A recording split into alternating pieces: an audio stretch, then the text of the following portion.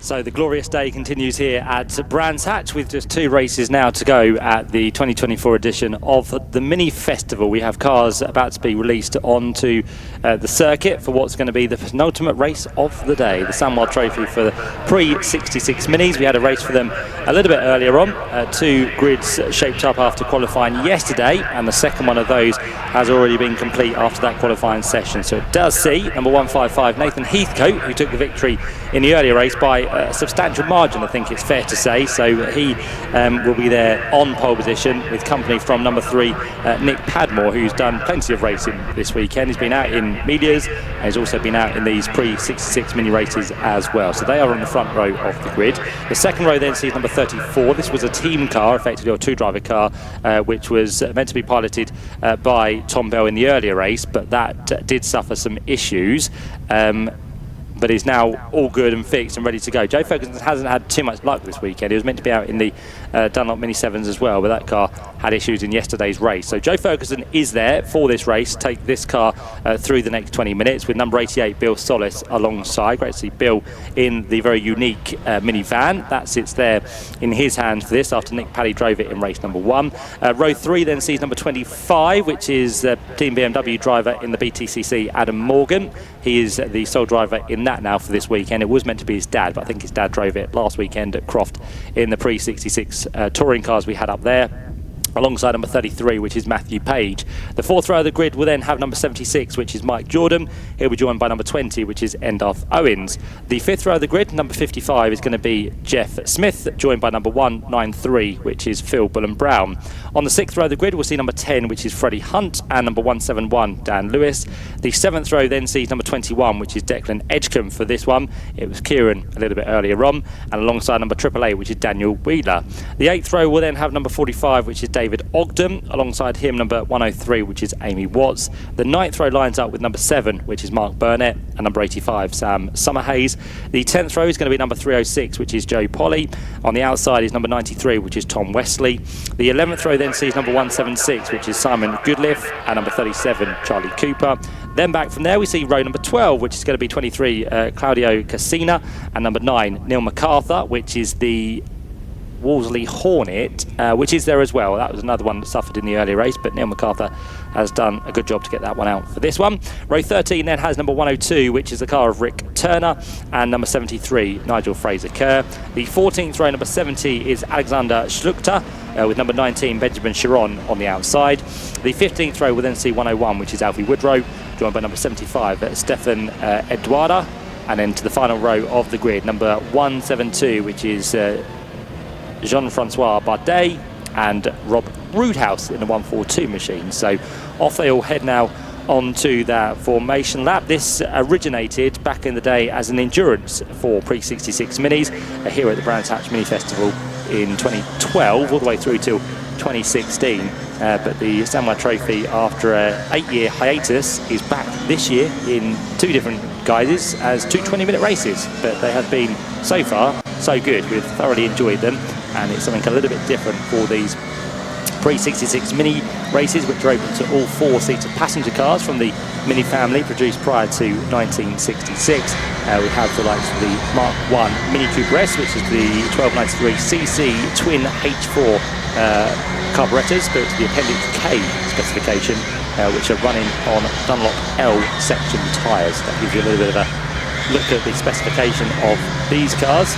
And we do have the support from the Japanese mini powerhouse for this weekend, Sanwa Trading, which is Japan's first wholesale company specialising in imports and sales of mini and British car parts. Their passion to the cause is evident, and we're all excited to have them on board to create this special race once again. And after, as I said, 8 years away, it is fantastic to have the pre-66 minis once again, and what a grid they have brought to the Mini Festival for this year, looking absolutely magnificent with the different makes out there in terms of the, as we mentioned, Wolseley Hornet in the hands of Neil MacArthur, the Austin van, which is out there as well for this race in the hands of Bill Solis, and of course the likes of Austin Mini Coopers, Mini Cooper S's, and also the bog standard Mini Coopers as well. So we've got all of them harking back to the 50s and 60s, which is brilliant to see. So an eclectic mix of minis ready to go racing once again. It was a Race, as I said, won earlier by Nathan Heathcote. Can he do the job for a second time round? Well, 20 minutes of racing will tell us the story of this one as we're about to get the final few cars into position towards the rear. Jeff Smith was the man who went with him earlier on, but Jeff is a little bit further down this time. And in fact, is he on the grid?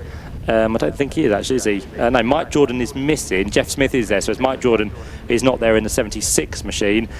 He finished off the podium in race number 1. It was Endalf Owens who made it to the podium alongside Jeff Smith and Nathan Heathcote. So let's see how this one delivers as we get ready to go racing. Red lights out and off they go. Lots of smoke from further down. That was just a bit of a wheel spin from the number 21 machine of Declan Edgecombe. But out front it's going to be the lead of the race for the number 3 machine of Nick Padmore. So he takes the lead. He's done plenty of leading so far this weekend, and this one is no different by the looks of it. Endalf Owens wide there in the blue Mini as they turn the way in towards Druids Corner.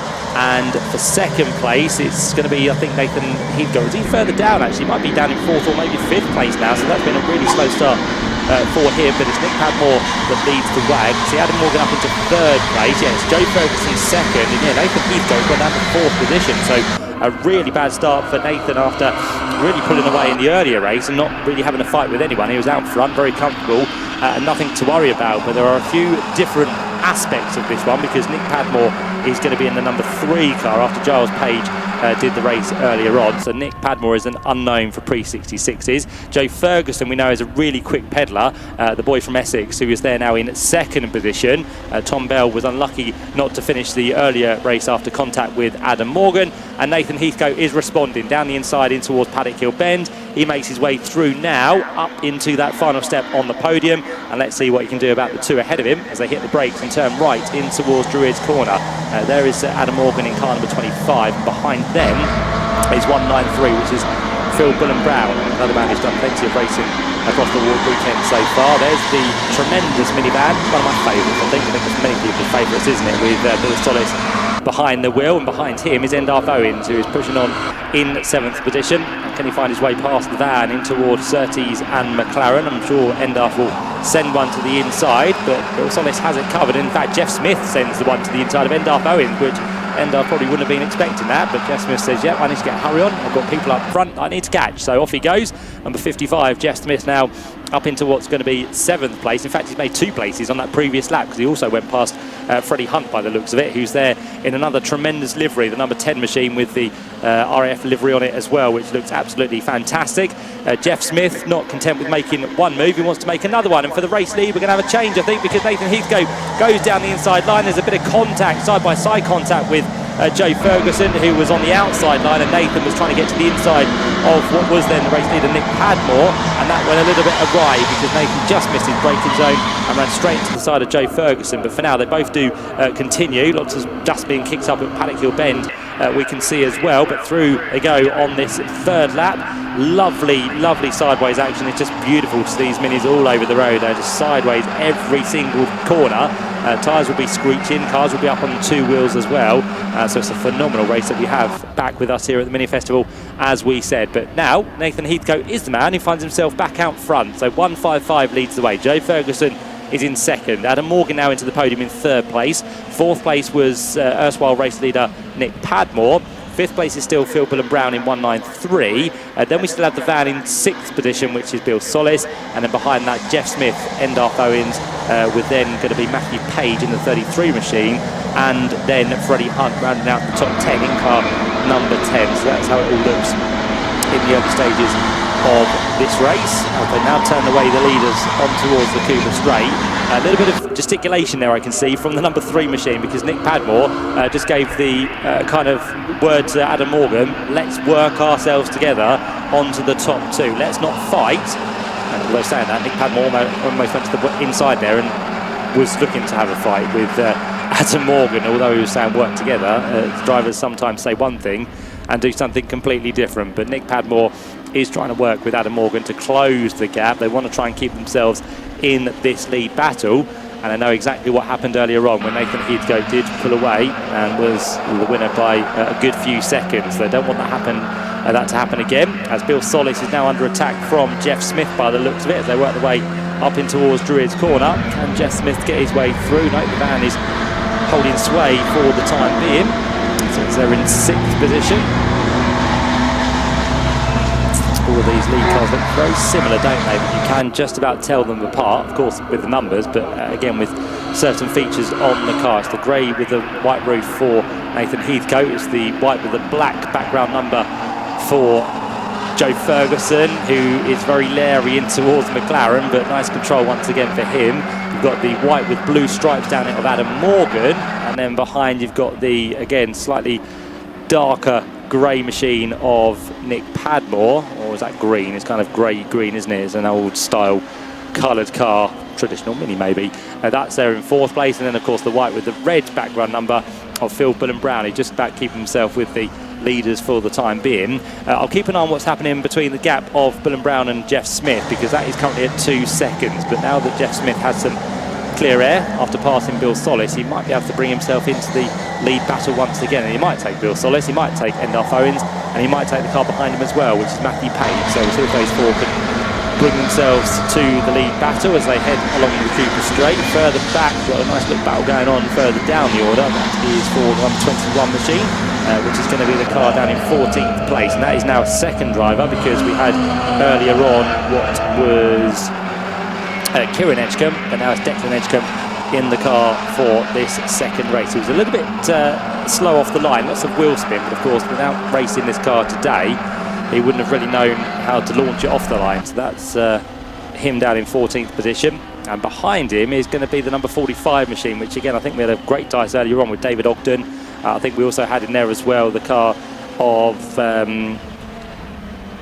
Ollie Burkett, wasn't it, I think, in the mix as well. So lots of good fighting all the way down the field as it stands. But now Nathan Heathcote out front, starting to build the gap over the rest, because it's almost at a second between him and Joe Ferguson. Joe really hasn't got anything to take to him at the minute as they go in towards Surtees, and David Ogden is now just about through on the number 21 machine, or scrap that, because holding on the inside is going to be Edgecombe. So Declan Edgecombe is a little bit slow at the corner because of that tighter line. So David Ogden will have the run down towards Surtees on the outside. He's going to try and get some help from behind. That is, I think, the 103 machine in the mix there, which is going to be Amy Watts. She had a good run earlier on, but now she might be passed on the inside as well, because the 93 machine is going to come back at her, which is Tom Wesley. So that is a 4-way scrap, which is going on for currently 14th, 15th, 16th and 17th place. So they go across the line for the completion of lap number 7.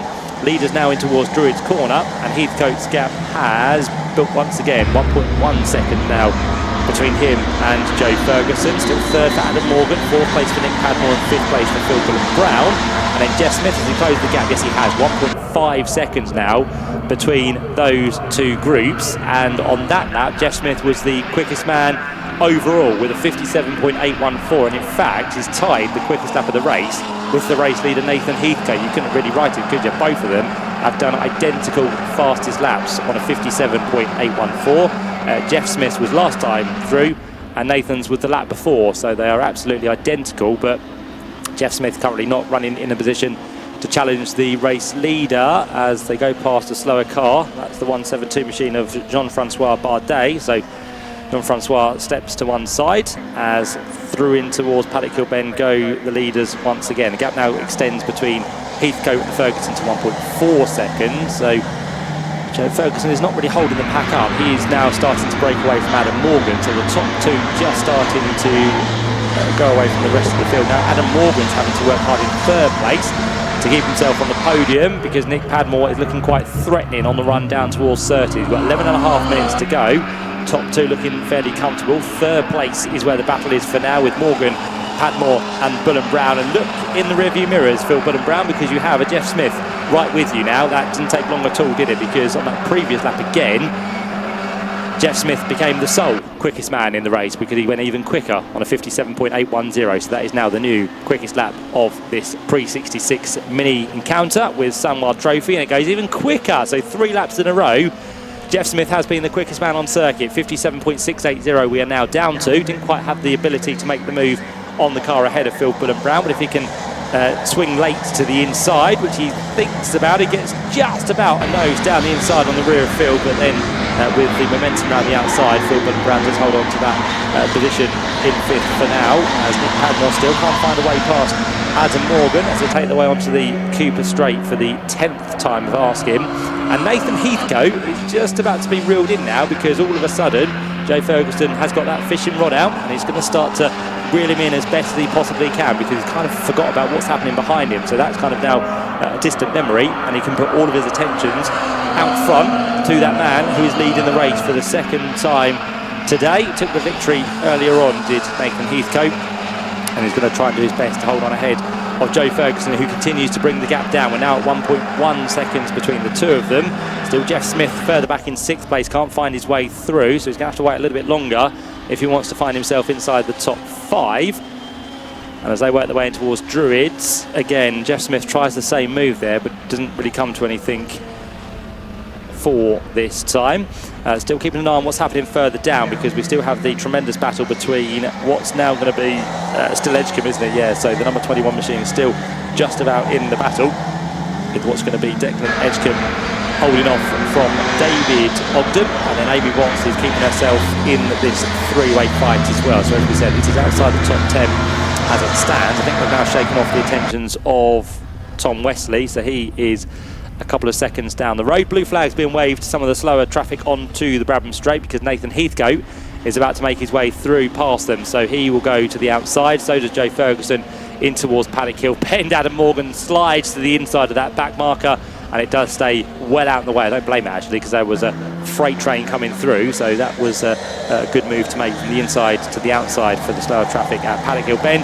Jeff Smith to the inside of Nick Padmore, makes a slight bit of contact there, so Nick Padmore goes a bit wobbly, the back end steps out on him, and Nick Padmore all of a sudden loses 2 places because there was a very eager Jeff Smith coming down the inside line there. Not too sure if there was a gap, but Jeff Smith went for it nonetheless, and with that, Jeff Smith has now made up 2 places, because he also got past Phil Bullen Brown on the previous lap as well. Freddie Hunt's been through the gravel at Paddock Hill Bend, so it's a dark car anyway, but it's now even dustier with that little trip through for Freddie, and he might just drop behind Sam Summerhays at the same time, because he was only a second down the road. So I think Freddie might have lost 1 position. Jeff Smith continuing to make up places. He goes past the back marker and now gets himself onto the rear of Adam Morgan, and I fear Nick Padmore could be into the pit lane, because the klaxon goes, he's missing from the track, and Nick Padmore with some right rear damage is going to be out, which is a real shame, because we had Giles Page in the earlier race who had a good result, and now Nick Padmore, who's going to try and get that car up the order, possibly look for a podium, if not a win, is into the pit. So that's going to be, for now, day done for the number 3 machine, which is a real shame. So Nick Padmore no longer, with 7.5 minutes to go. Leaders will come up to the completion of another lap very shortly, and in fact Freddie Hunt, after that mistake, has really dropped out behind the intense battle which has been going on all race long between David Ogden, between Declan Edgecombe and Amy Watt. Freddie Hunt now seems to be a little bit quicker, but of course he's found himself down here due to that mistake at Paddock Hill Bend, so Freddie Hunt can't get past Amy Watt, who is absolutely sideways through Surtees there. That is fantastic. Just seeing these cars on their full limits is really, really exciting. So Amy Watts, although she was sideways, is still looking to make a move now. She gets alongside Declan Edgecombe up towards the line. She will come, and that will see her up in 2 if she can get the job done. 13th place. Yes, it's 14th at the minute, but if she goes through, it'll be 13th. Freddie Hunt's going to try and do the same and go through, but no, that doesn't quite work for him. So Amy Watts briefly back ahead of the blue and white machine of Declan Edgecombe, but then again he fights back on the outside. Druids is the next corner. It's a right-hander. It's the inside line for Amy Watts, and that will be the job done. So she does now go up into that 13th place. So nice battling all the way through this one so far. Nathan Heathcote in the lead is continuing to be brought down in terms of the gap, because as we said, Joe Ferguson, with his mind now set on his target ahead of him, he's doing a grand job of making it less and less every single lap. So 8/10 on the previous lap, this time is 3/4 of a second. So Joe Ferguson is definitely not done, and I would love to see Joe take the win here. He's had a torrid weekend. He's been in all strife and drama. He's had car issues. He's just not really had the rub of the green, and he's a very, very quick peddler, is Joe. So let's see if he can take the challenge to the race leader Nathan Heathcote as they come in towards Graham Hill Bend, and they are continuing to pull away from those behind. So 3rd, 4th and 5th now just starting to be dropped, with Adam Morgan, Jeff Smith and Phil Brown. As up towards 30s, a couple more cars going side by side. It's Bill Solis, isn't it, in the minivan. He almost gets pushed wide in towards McLaren. He is battling with Endolf Owens, who doesn't really want to be fighting this low down. He was up there towards the front end of the field earlier on, but in this one it seems that Endolf doesn't quite have the pace to live with the front runners. So here he comes with his fluorescent yellow helmet, we can see within the car, in the very blue car, which we can spot out in this race because it's very distinctive. And they've just come up on a back marker through Paddock Hill Bend, so Bill Solis might get the run back door on the inside here. It's going to be close.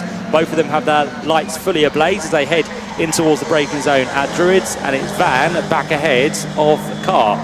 So Bill Solis is putting up a great fight at the minute. Endolf Owens then gets a good run down towards Graham Hill Bend and thinks about the outside line, but that doesn't seem to work for him. So 4.5 minutes to go as on towards the back straight lane now head. Freddie Hunt has managed to get his way past the car of Edgecombe, so through he has gone on Declan. And for the lead, we are almost 2-1 because Joe Ferguson was 4/10 back. Now it's going to be even closer surely. It's down to 2/10 of a second. And Joe Ferguson, this is his chance. He's done a grand job to pull away from those behind. He's just gradually built himself into a rhythm. The laps have got quicker. They've been better than Nathan Heathcote. And this is his chance to try and go. Does he go early or does he wait? Well, he hasn't got much time. 4 minutes left on the clock. So he needs to think about this quite sensibly. Doesn't want to be held up and then fall back into the clutches of those behind. But then he doesn't want to kind of spurt on Nathan Heathcote to go even quicker, which would then open the gap up. But I think definitely Joe Ferguson has got the car pace here and definitely the skill within that number 34 machine.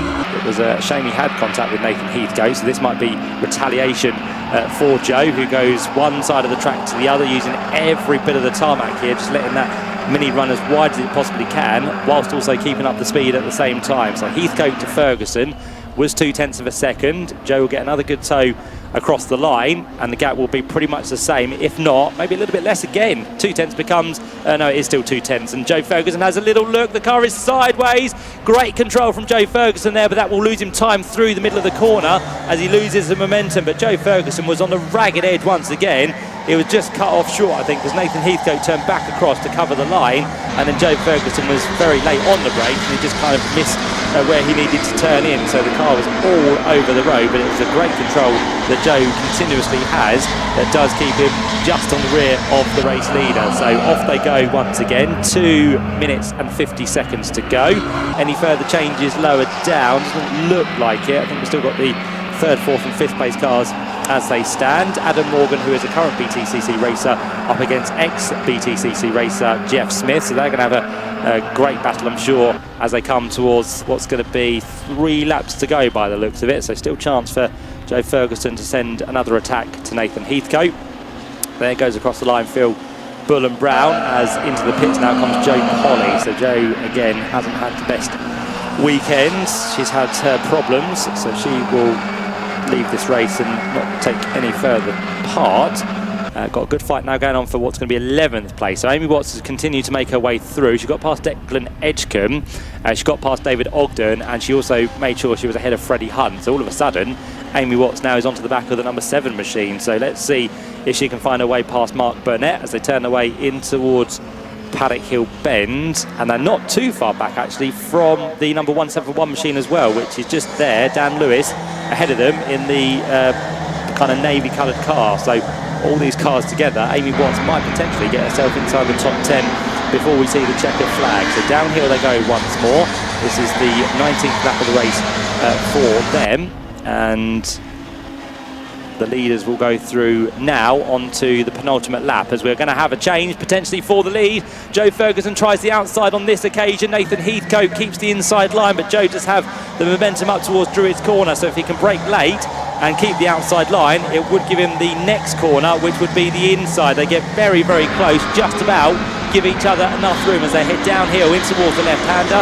Joe Ferguson is going to take the lead away shortly, but no, Nathan Heathcote is strong around the outside, and now Joe Ferguson does finally get his whole car ahead. Nathan Heathcote drops down to second place, and Joe Ferguson, just when it matters, has taken the lead away from Nathan, who has done most of the leading, most of the winning this weekend in pre-66s. But for now, Joe Ferguson has something to say about that. And after the demise of Tom Bell earlier on, who was in this car after contact with the car of Adam Morgan, this would be a fantastic reward for that team and for that car. And Joe Ferguson is determined to bring it to the checker flag first, which is not too far away. 30 seconds to go as the last lap board now is out, and Nathan Heathcote is going to try his hardest on this last lap to do the best lap he possibly can, just to try and give something back to Joe Ferguson. And with traffic up the road, it might just come back to Nathan Heathcote here in the 155 machine. So Joe Ferguson always a bit wide of Druids actually, so he needs to be careful. He needs to find his way through the traffic nicely, not get delayed, not be under pressure. So the flashing starts. Joe is a little bit wide, which is not really where you want to be. So now this traffic might be a concern. They haven't really, now they've seen the blue flags, so one of them pulls out the way. Joe Ferguson goes through in towards 30s. He needs to cover the inside line in towards McLaren, which he does. Sits nicely in the middle of the road. He now just needs a good exit on towards Clearways and Clark Curve, and surely he'll be able to hold on to this one. So the boy from Great Dummo in Essex is going to get a win this weekend. Joe Ferguson is going to hold on in the Sanwa Trophy for pre-66 minis. Joe Ferguson is your winner. Second place goes the way of Nathan Heathcote. The gap between them was just a quarter of a second, so a phenomenal race for the pre-66s. Third place goes the way of number 25, which is Adam Morgan, so great to see the BTCC driver on the podium. Fourth place for number 55, which is 55, which is Jeff Smith.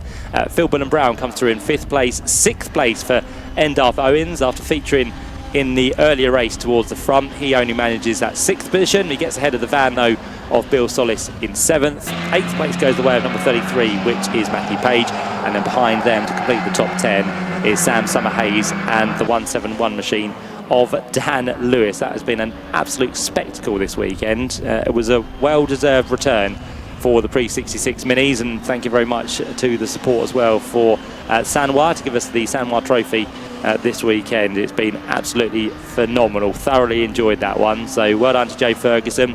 He does go away a winner at least this weekend. It's been hard, not just in this category where he qualified the car yesterday with Tom Bell. And of course Tom took the start for the first race but ended in a DNF, and Joe took the start in this one, and it looked like he was just falling away from Nathan Heathcote, but all of a sudden he got back into his stride, pulled away and caught back up with Nathan. So Joe Ferguson is your winner ahead of Nathan Heathcote. Third place for Adam Morgan, Jeff Smith and Philbin and Brown inside the top 5. Endarth Owens and Bill Solis next up, with Matthew Page, Sam Summerhays and Dan Lewis, with Mark Burnett and Amy Watts down there in 12th position. Further back in 13th place is the car of number 45, David Ogden. He was ahead of Freddie Hunt and Declan Edgecombe, who had a race-long battle. Alfie Woodrow and Tom Wesley next up, with Simon Goodliff, Charlie Cooper and Neil MacArthur. Alexander Schluchter next up in 21st, with Rick Turner, Nigel Fraser-Kerr and Claudio Cassina down in 24th position. And then the final finishers just behind the last three, in fact, will be that of Stefan Edouard, Rob Roothouse and Jean-Francois Bardet to complete the 27 finishers in that Sanwa Trophy for the pre-66 minis. Fastest lap did go to Jeff Smith on his way to bring that gap down. He did a grand job actually. He was a couple of seconds adrift, and once he got to that group ahead of him, he did start to make up places as well. So Jeff Smith, the quickest lap, 57.680, and that does bring a close to the pre-66 minis for 2024.